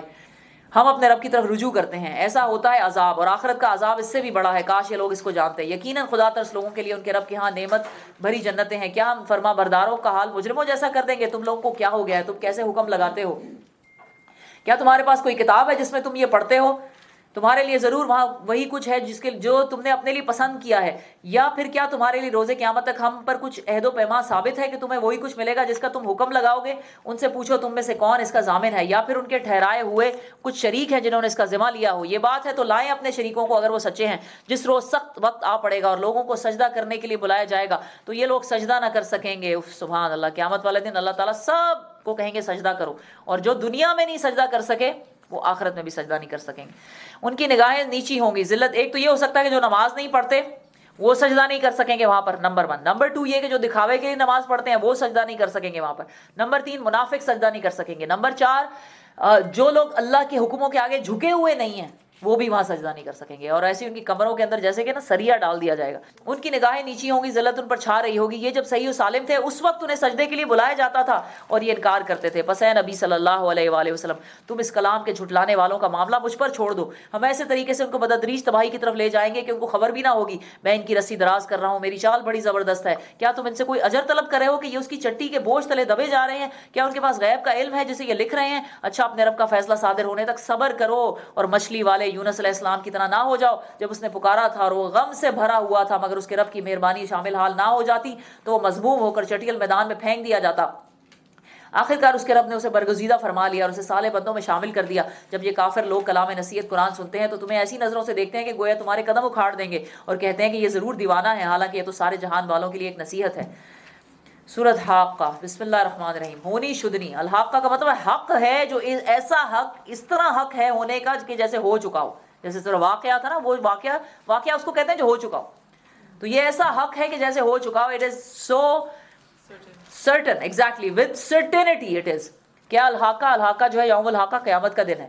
ہونی شدنی, کیا ہے وہ ہونی شدنی, اور تم کیا جانو کہ کیا ہے وہ ہونی شدنی. بڑے اللہ سبحانہ وتعالیٰ کا اچھا ایک طریقہ ہے, یعنی گرامیٹیکلی بھی اور یعنی اکارڈنگ ٹو یو کہتے ہیں نا پوئٹک, ایک اس کے اندر جو ایک سمجھ لیں کہ ایک پوائنٹ ہے, وہ کیا ہے اس بات کرنے کا طریقہ. الحاقہ ملحاقہ وما ادراک ملحاقہ, وہ ہے یعنی ہونی شدنی ہے, وہ موجود ہے, وہ کیا ہے اور تم کیا جانا وہ کیا ہے.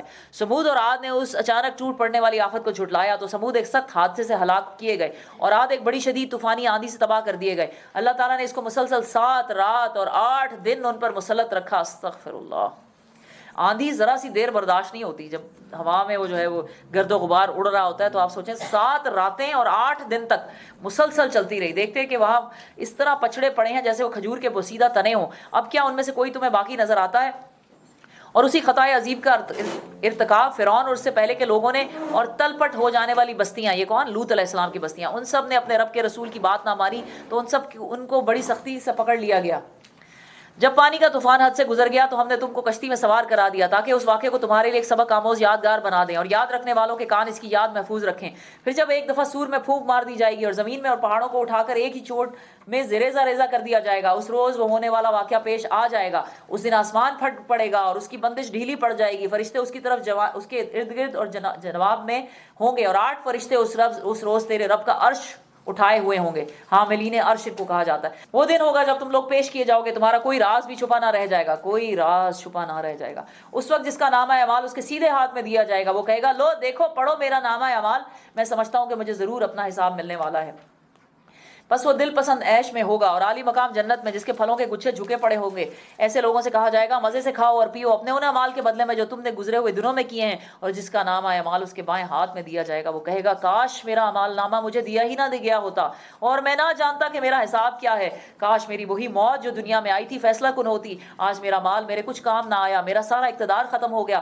حکم ہوگا پکڑو اسے اور اس کی گردن میں توق ڈال دو، پھر اسے جہنم میں جھونک دو، پھر اس کے 70 ہاتھ لمبی زنجیر میں جکڑ دو۔ یہ نہ اللہ بزرگ و برتر پر ایمان لاتا تھا اور نہ مسکین کو کھانا کھلانے کی ترغیب دیتا تھا، لہٰذا آج نہ یہاں اس کا کوئی یار غم خار ہوگا اور نہ زخموں کی دھون کے سوا اس کے لیے کوئی کھانا ہوگا جسے خطا کاروں کے سوا کوئی نہیں کھاتا۔